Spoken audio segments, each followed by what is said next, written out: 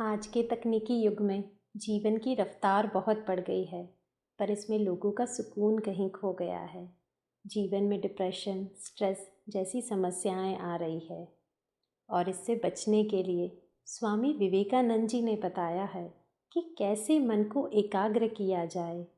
शांति की तलाश करने की बजाय उसे महसूस किया जाए।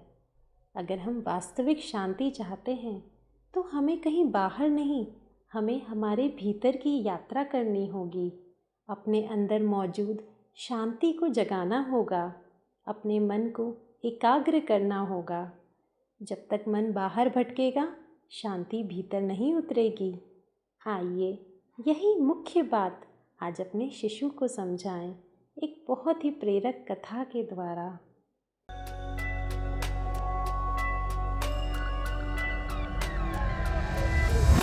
कहानी का शीर्षक है मन की शांति।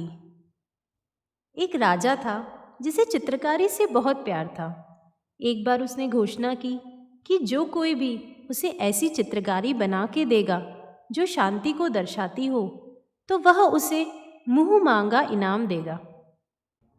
फैसले के दिन एक से बढ़कर एक चित्रकार इनाम जीतने के लालच में अपनी अपनी चित्रकारी लेकर राजा के महल पहुंचे।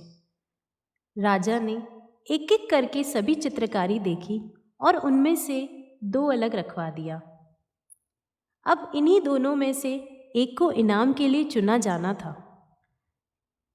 पहली पेंटिंग एक अति सुंदर शांत झील की थी। उस झील का पानी इतना साफ था कि उसके अंदर की सतह तक नजर आ रही थी। उसके आसपास मौजूद हिमखंडों की छवि उस पर ऐसे उभर रही थी मानो कोई दर्पण रखा हो।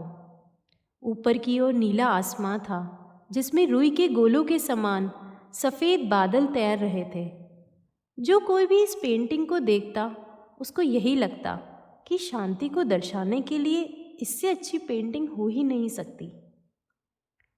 दूसरी पेंटिंग में भी पहाड़ थे, पर वे बिल्कुल रूखे, बेजान, वीरान थे और इन पहाड़ों के ऊपर घने गरजते बादल थे जिनमें बिजलियां चमक रही थी।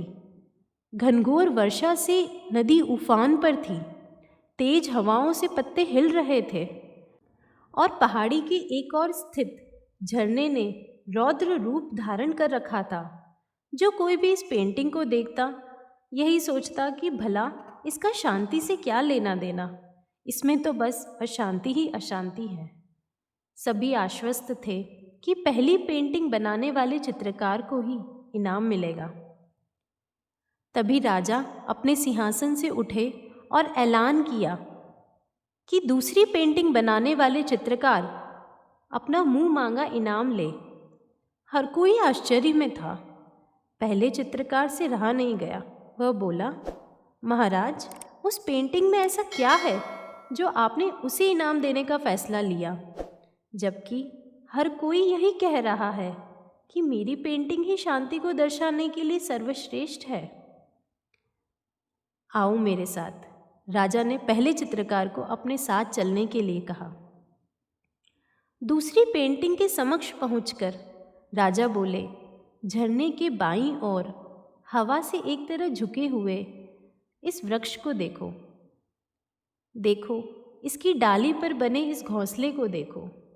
देखो कैसे एक चिड़िया इतनी कोमलता से, इतने शांत भाव से वह प्रेम पूर्वक अपने बच्चों को भोजन करा रही है।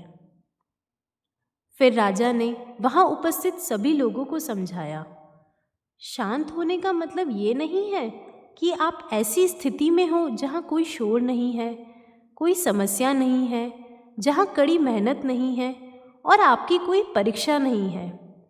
शांत होने का सही अर्थ है कि आप हर तरह की अव्यवस्था, अशांति, अराजकता के बीच हो, फिर भी आप शांत रहें, अपने काम पर केंद्रित रहे, अपने लक्ष्य की ओर अग्रसरित रहे।